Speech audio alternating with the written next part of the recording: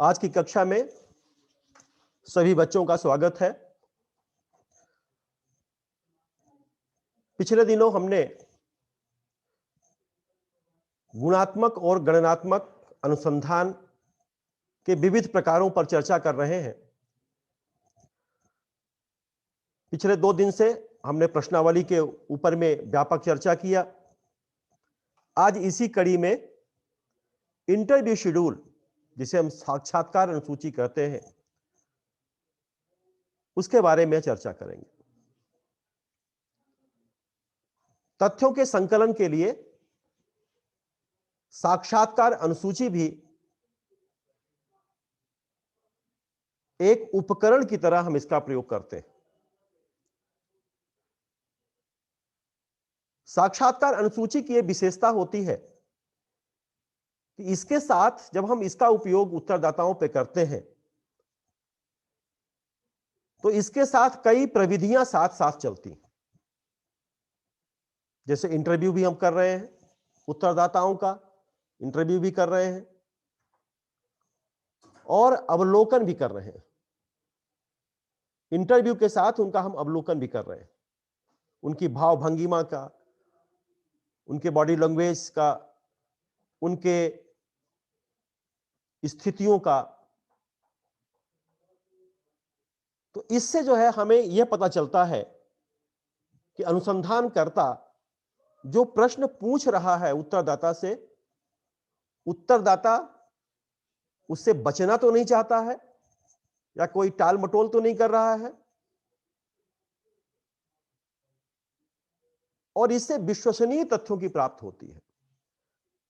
वास्तव में साक्षात्कार अनुसूची की सबसे बड़ी विशेषता यह होती है कि तथ्यों के संकलन के लिए यह प्राथमिक विधि है। इसको हम प्राइमरी मेथड्स कहते हैं, क्योंकि इसमें अनुसंधानकर्ता और उत्तरदाता के बीच प्राथमिक संबंध स्थापित होते हैं। फेस टू फेस रिलेशन होता है, आमने सामने का संबंध होता है। और इस आमने सामने के संबंध में अगर कोई बात अनुसंधानकर्ता द्वारा जो पूछी जा रही है, उत्तरदाता किसी भी प्रश्न का जवाब ठीक से नहीं दे पाता या समझ में उसको नहीं आ रहा है, तो अनुसंधानकर्ता उसे दोबारा समझा सकता है। तो साक्षात्कार सिर्फ अनुसंधान भर में नहीं होता है। साक्षात्कार की प्रक्रिया तो हर जगह होती है। आप कोई इंटरव्यू देने जाएंगे, किसी नौकरी के लिए इंटरव्यू देने जाएंगे, तो वहां भी साक्षात्कार की प्रक्रिया अपनाई जाती है। लेकिन अनुसंधानकर्ता जब अनुसंधान क्षेत्र में जाकर के उत्तरदाताओं से प्रश्न पूछता है और एक व्यक्ति जब जाकर के अपनी नौकरी के लिए इंटरव्यू देता है, तो दोनों में एक अंतर होता है। आजकल तो साक्षात्कार हर जगह, शादी विवाह में भी इंटरव्यू होने लगा है। कहते हैं पहले लड़का लड़की आपस में बातचीत कर लें, इंटरेक्शन कर लें। तो साक्षात्कार तो हर जगह होता है। आप प्रेस कॉन्फ्रेंस होता है, ये बड़े बड़े प्रेस कॉन्फ्रेंस होती हैं, वहां भी पत्रकार प्रश्न पूछते हैं और जो साक्षात्कार कर रहा है वो उसका उत्तर देता है। तो इसी तरह से हम अनुसंधान में यह प्रक्रिया अपनाते हैं, लेकिन अनुसंधान की प्रक्रिया थोड़ी सी जटिल होती है। तो साक्षात्कार अनुसूची, जैसा कि हम नाम से ही, एक ऐसी अनुसूची हम बनाते हैं जिसमें तथ्यों का संकलन हम उत्तरदाता से प्रश्नों को पूछकर करते हैं।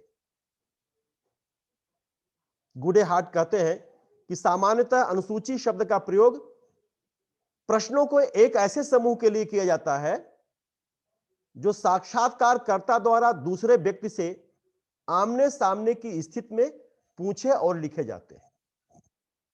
आमने सामने की स्थिति, फेस टू फेस रिलेशंस। तो फेस टू फेस रिलेशन में, आमने सामने की स्थिति में यह हम प्रश्न पूछते हैं और उत्तरदाता जो है से जो प्रश्न पूछे जाते हैं उन प्रश्नों का जो है जवाब अनुसंधानकर्ता लिखता है। एमएच गोपाल कहते हैं कि अनुसूची एक ऐसी प्रविधि है जिसे विशेष रूप से सर्वेक्षण प्रणाली के अंतर्गत क्षेत्रीय सामग्री एकत्रित करने में प्रयोग किया जाता है।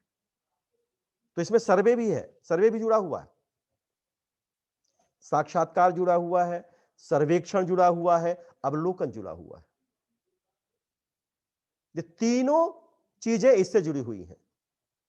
तो इससे जो साक्षात्कार अनुसूची होती है उसके द्वारा जो हम तथ्यों का प्रयोग करते हैं वो बहुत ही यथार्थ होता है, बहुत ही व्यापक होता है। बोगार्डस ने इसको और स्पष्ट किया है। बोगार्डस का मानना है कि अनुसूची तथ्यों को एकत्रित करने के लिए एक औपचारिक प्रणाली है, एक फॉर्मल सिस्टम, और ये औपचारिक प्रणाली का प्रतिनिधित्व करती है अनुसूची, जो वस्तुनिष्ठ रूप में होती है एवं आसानी से प्रत्यक्ष अनुभव किए जाने योग्य है।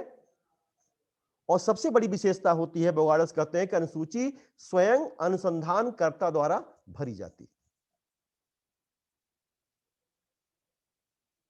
इस कड़ी में मैकॉर्मिक का मानना है कि अनुसूची प्रश्नों की एक ऐसी सूची है जिनका उपकल्पना या उपकल्पनाओं की जांच के लिए उत्तर देना आवश्यक दिखाई देता है।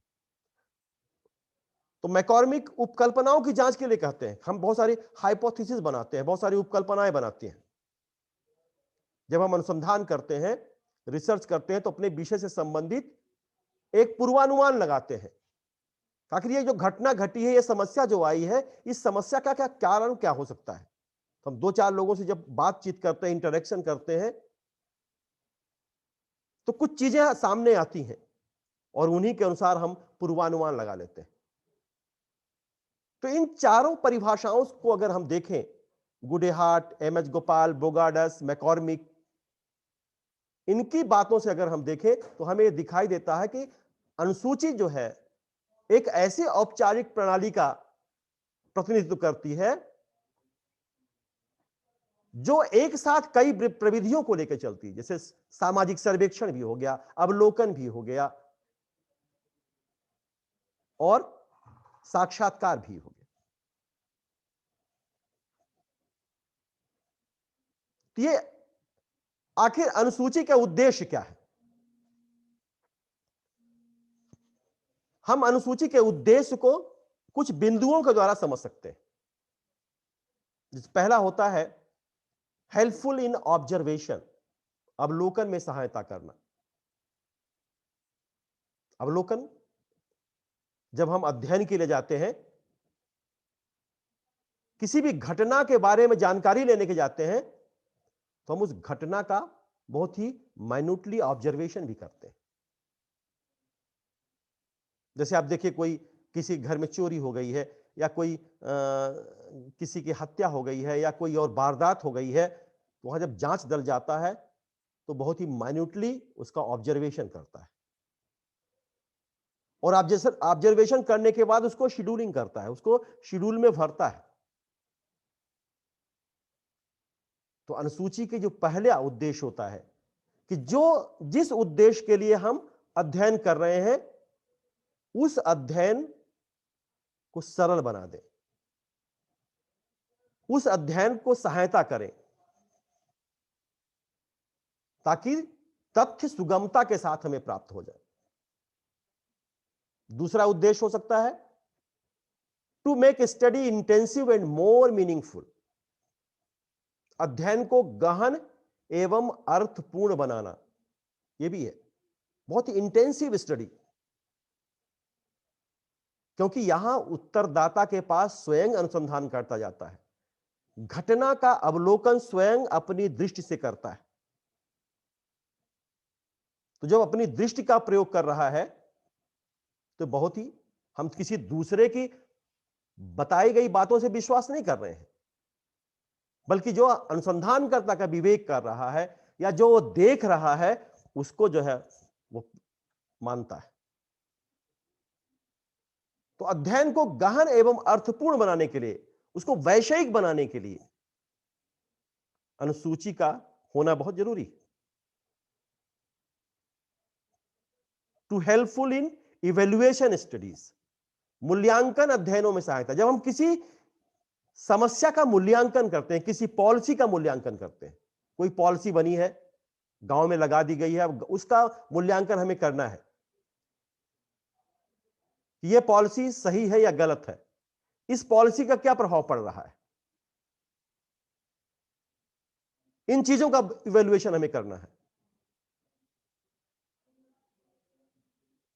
तो हम अनुसूची के माध्यम से उसका मूल्यांकन करेंगे, लोगों से पूछेंगे, जानेंगे, समझेंगे कि जो योजना बनाई गई है उसका कितना लाभ उनको मिल रहा है और इसमें कमियां क्या क्या है, कहां पे स्थितियां फेवरेबल नहीं है, अनुकूल नहीं है।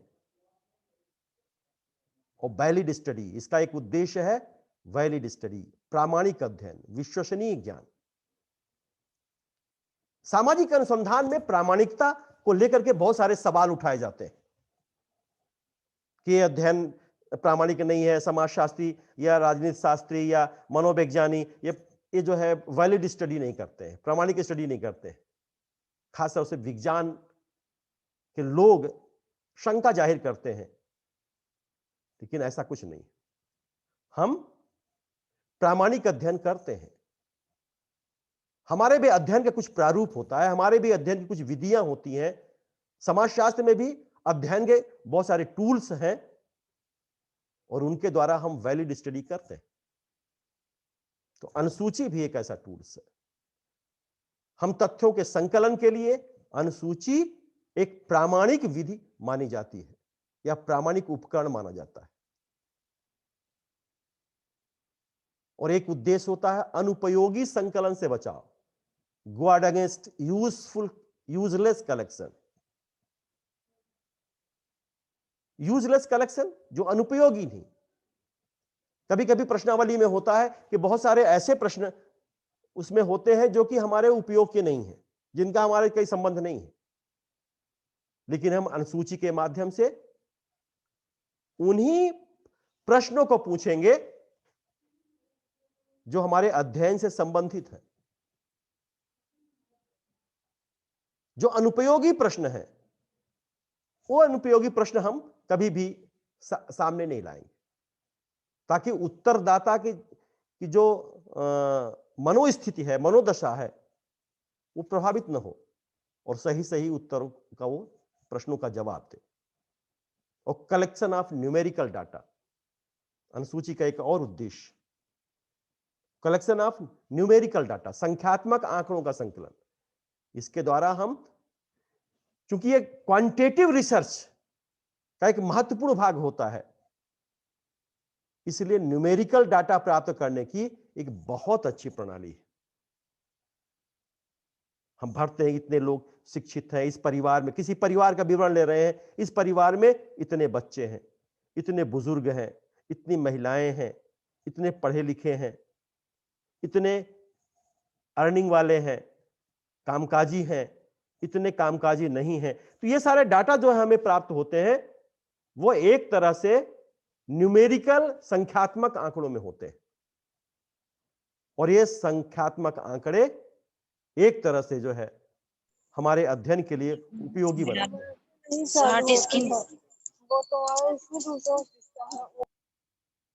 ये जो चीजें हैं, इन चीजों को जो है हमें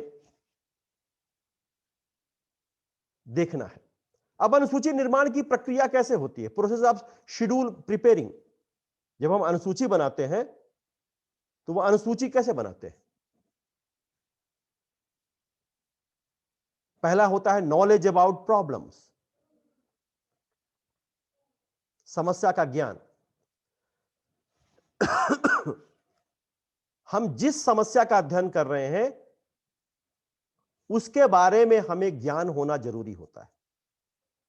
अनुसंधानकर्ता जिस समस्या के बारे में अध्ययन करता है उसके बारे में ज्ञान होना जरूरी है।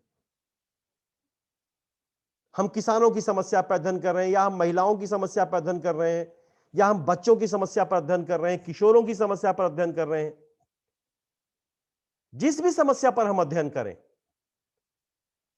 उसके बारे में अगर हम ज्ञान रहित हैं, ज्ञानहीन हैं, तो इस फिर हमारी एक अच्छी जो समर्थ अनुसंधान है वो नहीं आ पाएगा। तो हमें समस्या का नॉलेज अबाउट प्रॉब्लम्स, हमें समस्या का ज्ञान होना अति आवश्यक है। फिर प्रश्नों की संरचना, कंस्ट्रक्शन ऑफ क्वेश्चंस, यह भी हमें देखना है कि हम ऐसे प्रश्नों को जो है, बहुत सारे प्रश्नों का समावेश न करें अनुसूची में, नहीं तो उत्तरदाता उत्तर देते देते थक जाएगा, बोरियत महसूस होगी। तो हम सिर्फ ऐसे प्रश्नों का ही समावेश करें जो हमारे अध्ययन के लिए उपयोगी हैं। जो हमारे अध्ययन के लिए उपयोगी नहीं है, उन प्रश्नों का समावेश हम न करें। तो कंस्ट्रक्शन ऑफ क्वेश्चंस, प्रश्नों की संरचना करते समय हमें ध्यान रखना है इस बात का, या अनुसंधानकर्ता को हमेशा यह ध्यान रखना है, हमेशा यह ध्यान रखना है कि प्रश्नों की संरचना हो वो बहुत जटिल ना हो, बहुत सरल प्रश्न हो।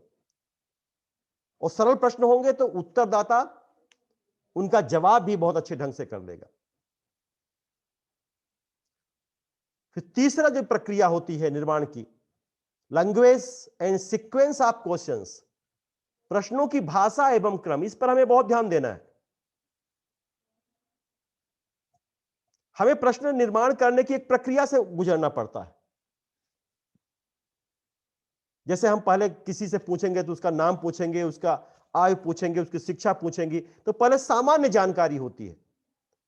ऐसे नहीं कि हम पहले मुख्य समस्या से आ जाएं और उसका नाम सबसे लास्ट में लिखें, बीच में कहीं उसकी उम्र पूछ लें, उसकी शिक्षा पढ़ लें, ऐसा नहीं। तो इनकी भी जो जानकारी होनी चाहिए, सामान्य जानकारी जो है इनकी भी होनी चाहिए। हमें किस तरह से प्रश्नों को लगाना है, और जो हमारे अध्ययन के विषय हैं, जिन तथ्यों को हमें प्राप्त करना है, उन्हीं तथ्यों से संबंधित प्रश्नों को हमें अनुक्रम में रखना है, न कि आलतू फालतू प्रश्नों का या जटिल प्रश्नों का। प्रश्नों की भाषा भी बहुत सरल होनी चाहिए। वो फ्यूचरिस्टिक नहीं होना चाहिए, भविष्योन्मुखी नहीं होना चाहिए, बल्कि बहुत ही वर्तमान, जो भी आप हमेशा जब हम अनुसंधान की बात करें तो प्रेजेंट जो हमारी भाषा होती है, जैसे कई बार बच्चे लिख देते हैं जब थीसिस में, ऐसा पता चलता है कि ये अनुसंधान की भाषा नहीं है। पता चलता है कि नहीं, पता चला है और चलता है, दोनों में अंतर होता है। हमारे अध्ययन में यह निकला है, ये हमारे अध्ययन से यह पता चला है। तो भाषा में जो हमेशा प्रेजेंट की बात करनी चाहिए। तो हमारे प्रश्न भी जो होने चाहिए वो बहुत ही सरल और सिंपल होनी चाहिए। और testing the validity of questions, प्रश्नों की वैधता की जांच करना, प्रश्न सही है या गलत है, इसका भी हमें जांच करना है। तो अनुसूची निर्माण की प्रक्रिया में इस चीज को भी हमें ध्यान देना है, यह प्रश्न जो है हमने जो बनाया है वो प्रश्न उपयोगी है या प्रश्न उपयोगी नहीं है, इनका भी हमें ध्यान देना है। तो उसकी वैलिडिटी के लिए भी हमें अध्ययन करना है। और अनुसूची की बाह्य आकृति, layout of schedule, layout of schedule मतलब जो उसका कवर, आवरण पृष्ठ है वो बढ़िया होना चाहिए। उसमें विषय का नाम होना चाहिए, क्षेत्र का नाम होना चाहिए,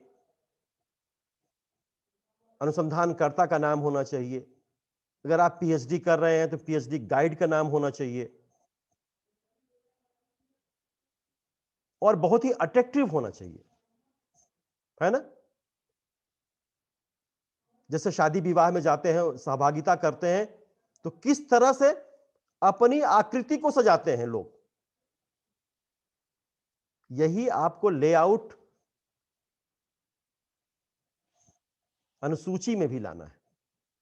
अच्छा गेटअप देना है, अट्रैक्टिव गेटअप देना है,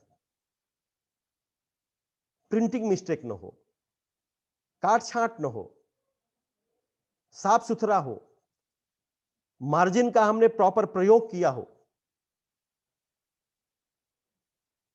तो प्रिंटिंग क्वालिटी, जब प्रिंटिंग क्वालिटी होगी तो प्रिंटिंग क्वालिटी हम देखेंगे कि प्रिंटिंग क्वालिटी सही है या नहीं।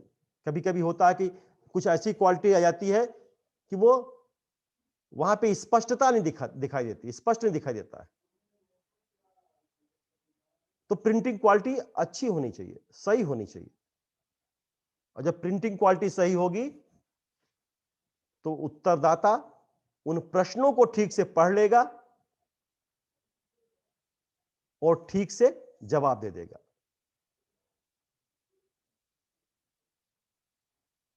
तो शेड्यूल प्रिपेयरिंग के लिए हमें प्रश्नों की संरचना, प्रश्नों की जांच, प्रश्नों की भाषा, प्रश्नों की वैधता, प्रश्नों की आकृति, प्रश्नों के मुद्रण स्तर, इन सब को देखना है। और इसके लिए आवश्यक स्तर क्या है, इसेंशियल स्टेज क्या है प्रश्नावली के? सबसे पहला क्या होता है? सिलेक्शन ऑफ रिस्पोंडेंट्स, उत्तरदाताओं का चयन। हमने कैसे उत्तरदाताओं का चयन किया है? शिक्षित हैं या अशिक्षित हैं? प्रश्नावली में सिर्फ हम शिक्षित उत्तरदाता लेते हैं, लेकिन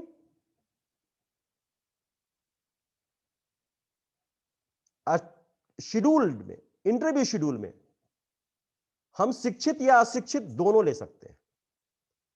प्रश्नावली में शिक्षित क्यों लेते हैं? क्योंकि उसको स्वतः उत्तरदाता को भरना होता है, लेकिन इंटरव्यू शेड्यूल उत्तरदाता को भरना नहीं होता, यह तो अनुसंधानकर्ता भरता है। तो इसमें हमें जो रिस्पोंडेंट होंगे, वो रिस्पोंडेंट उत्तरदाताओं का जो चयन करेंगे वो क्या करेंगे? दोनों हो सकते हैं, शिक्षित हो सकते हैं, अशिक्षित हो सकते हैं।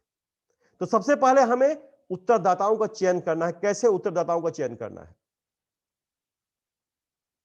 ताकि वो हमारे अध्ययन से संबंधित प्रश्नों का जवाब ठीक से दे दें। फिर selection and training of investigator, जांचकर्ता का चयन एवं प्रशिक्षण।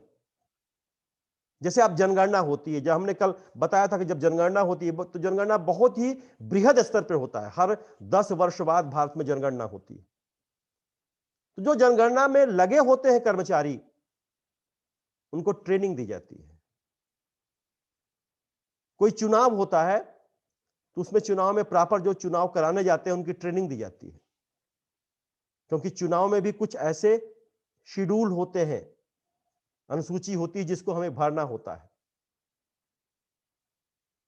तो selection and training of proper हमें सिलेक्शन भी करना है, जांच का प्रशिक्षण भी देना है, और जो प्रश्न अनुसूची का निर्माण जो कर रहा है या अनुसूची को जो भरेगा उत्तरदाता, उसका प्रशिक्षण भी देना है। और कॉन्टेक्ट विथ इंफॉर्मेंट्स, सूचनादाताओं से संपर्क। जो तीसरा स्टेज आता है कि आप क्या करेंगे? सूचनादाता, जो आपके उत्तरदाता हैं। सूचनादाता कौन है? जो आपके उत्तरदाता है, जो रिस्पोंडेंट है। उन उत्तरदाताओं से आप संपर्क करेंगे, उनसे पूछेंगे कि हमें ये आपसे इंटरव्यू लेना है, आपका इंटरव्यू लेना है, कब आ जाएं। जैसे बहुत सारे पत्रकार होते हैं, कोई लीडर है, नेता है, या कोई बड़ा आदमी है, या कोई बिजनेसमैन है, कोई सोशल स्टेटस वाला है, तो वो उससे पूछता है कि हमें आपका इंटरव्यू लेना है, कब आ जाएं। और वो पहले से प्रश्नों को तैयार किया जाता है। इसको हम स्ट्रक्चर्ड इंटरव्यू शेड्यूल कहते हैं। आगे बताएंगे कि स्ट्रक्चर्ड और नॉन स्ट्रक्चर्ड, संरचित और असंरचित अनुसूची में क्या फर्क होता है। तो जो तीसरा स्टेज होगा वो होगा कॉन्टेक्ट विथ इंफॉर्मेंट्स, सूचना दाताओं से संपर्क हम करेंगे। फिर कलेक्शन ऑफ डाटा, तथ्यों का संकलन। अब सूचना दाताओं से हमारा संपर्क हो गया, तो इसके बाद फिर हम क्या करेंगे, जाएंगे फील्ड में, जाएंगे उन सूचना दाताओं से मिलेंगे, उनसे प्रश्न पूछेंगे और तथ्यों का संकलन अपने इंटरव्यू शेड्यूल में करेंगे। तो कलेक्शन ऑफ डाटा। फिर अगला स्टेज होगा इंटरव्यू, साक्षात्कार, इंटरव्यू लेंगे। साक्षात्कार भी जरूरी, बिना साक्षात्कार आप कैसे तथ्यों का संकलन करेंगे। तो साक्षात्कार जरूरी है कि नहीं जरूरी है, इंटरव्यू जरूरी है कि नहीं जरूरी है।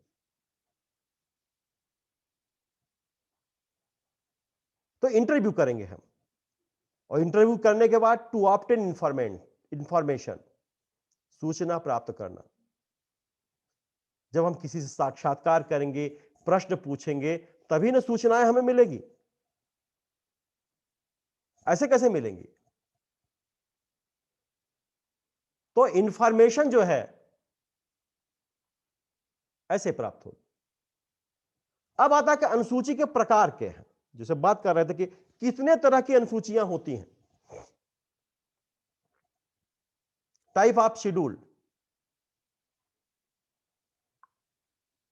Observation schedule, rating schedule, institutional सर्वे शेड्यूल्स, इंटरव्यू शेड्यूल और डॉक्यूमेंट्री शेड्यूल। पहला होता है ऑब्जर्वेशन शेड्यूल। ऑब्जर्वेशन शेड्यूल क्या है, अवलोकन अनुसूची जिसे हम कहते हैं।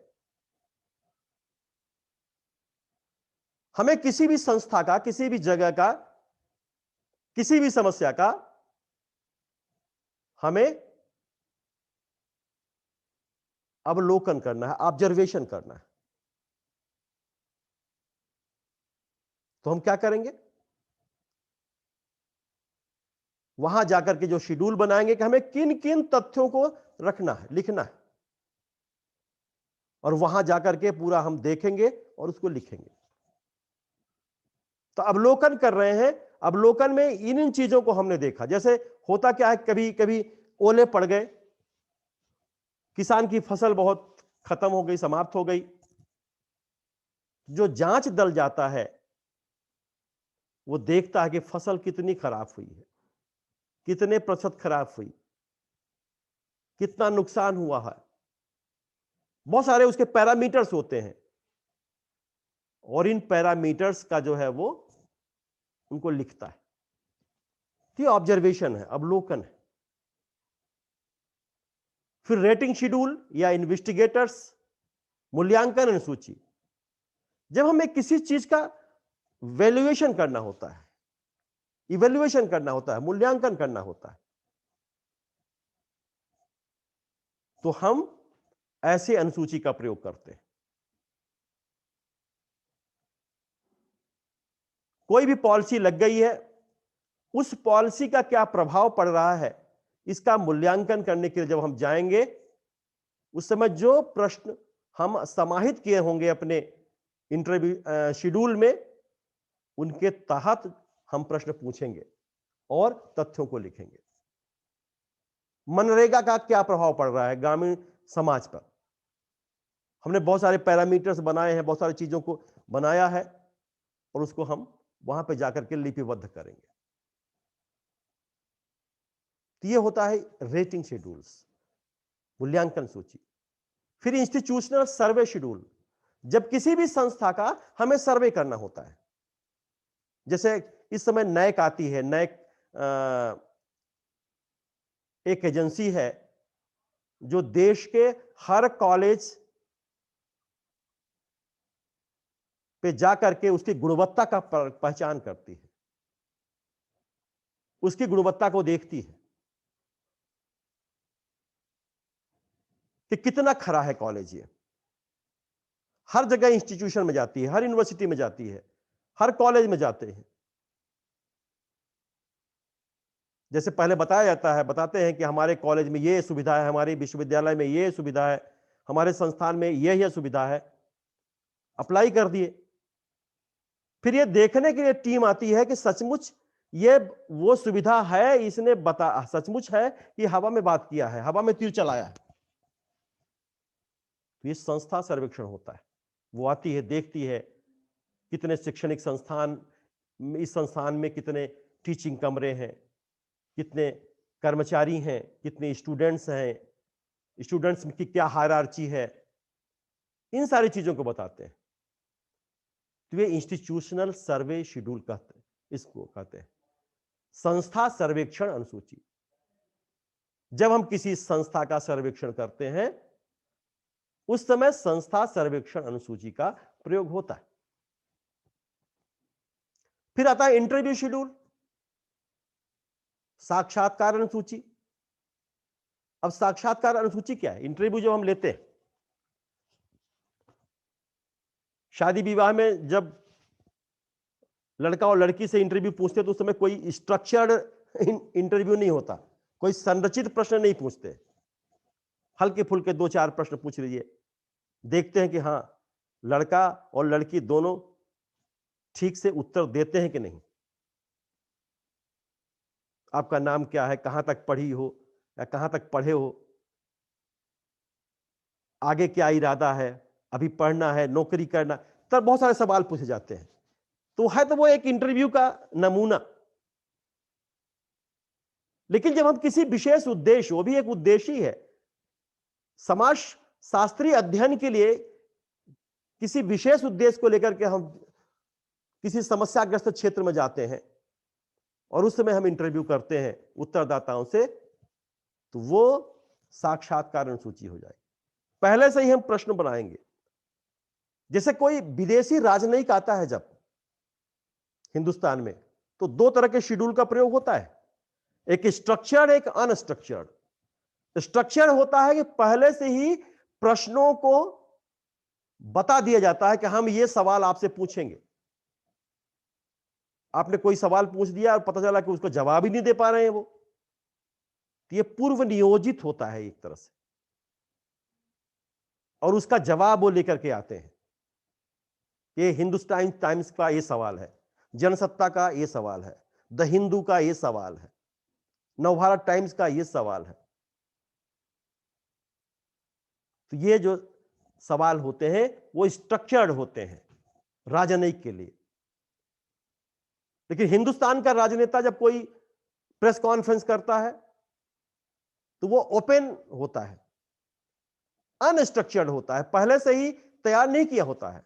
पत्रकार कुछ भी पूछ सकते हैं, आज की पूछ सकते हैं, वर्तमान की पूछ सकते हैं, भविष्य की पूछ सकते हैं, या कोई ऐसे गंभीर, और कभी कभी सवालों में इतना बौखला जाते हैं नेता लोग कि हमने देखा कि बहुत सारे प्रेस कॉन्फ्रेंस छोड़ के भागते नजर आए। तो इंटरव्यू शेड्यूल वही है, साक्षात्कार अनुसूची वही। जब अनुसंधानकर्ता उत्तरदाता के पास जाकर के अपने समस्या से संबंधित प्रश्नों को पूछता है और उत्तर प्राप्त करता है, उस उत्तर को शेड्यूल में भरता है, वो साक्षात्कार अनुसूची होती है, वो इंटरव्यू शेड्यूल होता है। और डॉक्यूमेंट्री शेड्यूल, प्रलेखी अनुसूची, किसी डॉक्यूमेंट्स से संबंधित तथ्यों को जानना है या इसका डॉक्यूमेंटेशन करना है, तो उस समय जो हम सूची प्रयोग करेंगे तो प्रलेख अनुसूची होगी। तो अनुसूची के प्रकारों को अगर हम देखें तो अवलोकन अनुसूची, मूल्यांकन अनुसूची, संस्था सर्वेक्षण अनुसूची, साक्षात्कार अनुसूची, प्रलेख अनुसूची आदि ये सब आते हैं। अब आता है इसमें से कि अनुसूची में कैसे प्रश्न पूछने चाहिए, अनुसूची के प्रश्न कैसे होने चाहिए। Questions used in A schedules, अनुसूची में कैसे प्रश्न पूछे जाए। तो जैसा है अप्रतिबंधित या खुले प्रश्न, ओपन और इंडेड क्वेश्चंस,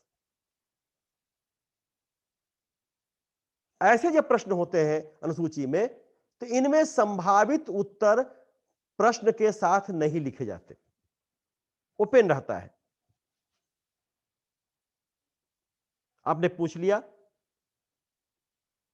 विधानसभा के चुनाव में आपको क्या खास बात नजर आई, और डाट डाट डाट है, प्रश्न आपने पूछा है, उसका जवाब वो लिखेगा। किस पार्टी का चुनाव आपको पसंद आया, आप वहां पे किसी पार्टी का नाम नहीं लिखा है, वो तो सवाल आपसे पूछा जा रहा है, उस पार्टी का नाम लिख देंगे। दहेज प्रथा के बारे में आपके विचार क्या हैं, यहां ओपिनियन जाना जाता है। जब जहां हम खुले प्रश्न करते हैं तो हमारे मनोवृत्तियों से जुड़े वो प्रश्न होते हैं। अनुसंधानकर्ता ये देखता है कि हमारा जो उत्तरदाता है, ये उत्तरदाता कितनी गहराई के साथ प्रश्नों का जवाब दे सकता है। तो यहां पे हम मनोवृत्ति संबंधी प्रश्नों को ज्यादा शामिल करते हैं। तो दहेज प्रथा के बारे में आपके क्या विचार हैं, जो विचार होंगे उनको लिख देंगे। या महाविद्यालयों में छात्र संघ चुनाव के बारे में अपनी राय दीजिए। अगर बच्चों से पूछा जाए कि महाविद्यालय में छात्र संघ का चुनाव होना चाहिए या नहीं होना चाहिए, अपनी राय दीजिए, तो वो प्रश्न ओपन होंगे, अप्रतिबंधित होंगे। सेमेस्टर व्यवस्था के बारे में आपके विचार क्या हैं, इस तरह के जो प्रश्न होंगे वो ओपन होंगे।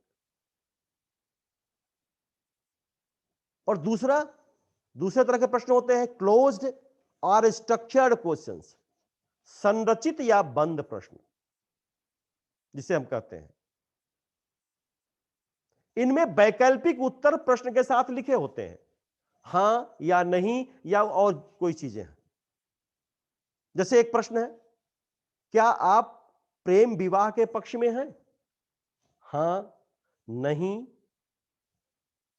परिस्थितियों पर निर्भर, यह भी हो सकता है। क्या आप अंतरजातीय विवाह के पक्ष में हैं, हां नहीं परिस्थितियों पर निर्भर। क्या आप प्रतिदिन साबुन का प्रयोग करते हैं, हां या नहीं। यह हमें देखना है कि साफ सफाई के संबंध में हमें धारणा क्या है, साबुन का प्रयोग प्रतिदिन करना चाहिए या नहीं करना चाहिए। तो जो ऐसे प्रश्न हैं, और कुछ प्रश्नों के साथ क्या होता है, एक संभावित जब टेंडेंसी जानी जाती है, हमें मूल प्रवृत्ति जानी जाती है तो उसके साथ एक प्रश्न और जुड़ा होता है। जैसे क्या आप सिगरेट पीते हैं, हां नहीं। यदि हां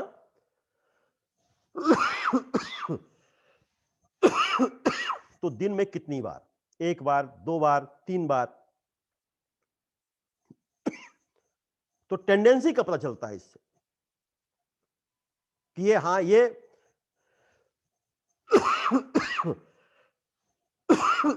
बैड हैबिट है, लेकिन इसकी टेंडेंसी क्या है, इस चीज को भी देखा जाता है।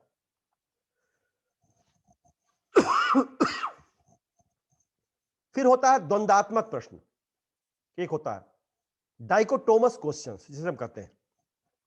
बस ये लास्ट है, इसके बाद फिर आप दूसरी क्लास में जुड़िएगा। डाइकोटोमस क्वेश्चंस होते हैं, इनमें विकल्प के दो संभावित उत्तर होते हैं, तीसरा नहीं होता है। इसे हम द्वंद्वात्मक प्रश्न कहते हैं। जैसे क्या आपने पिछले चुनाव में मतदान का प्रयोग किया, हां नहीं। क्या आप बाल विवाह के बारे में जानते हैं, हां नहीं। क्या आप फेस वॉश का प्रयोग करते हैं? हाँ, नहीं। क्या आप दहेज उन्मूलन के पक्ष में हैं? हाँ, नहीं। जीवन के लिए विवाह क्या जरूरी है? हाँ या नहीं? तो इस तरह से जो है हम जब प्रश्न पूछेंगे वो द्वंद्वात्मक प्रश्न होंगे। तो अनुसूची में इस तरह के प्रश्न हम बनाते हैं और इन प्रश्नों को पूछते हैं। लेकिन प्रश्नावली और अनुसूची में सिर्फ यही अंतर होता है कि प्रश्नावली को स्वयं उत्तरदाता भरता है और अनुसूची को उत्तरदाता स्वयं नहीं भरता है, बल्कि अनुसंधानकर्ता भरता है और उसका उत्तर देता है। आज की कक्षा यहीं तक। कल इसके अनुसूची के और जो प्रश्न हैं, किस तरह से हम प्रश्न बनाते हैं, निर्माण करते हैं और इसकी क्या विशेषताएं हैं, क्या गुण हैं, क्या अवगुण हैं, क्या महत्व है, इन बातों पर हम कल चर्चा करेंगे। और कोई सवाल अगर हो आप लोगों का तो आप पूछ सकते हैं।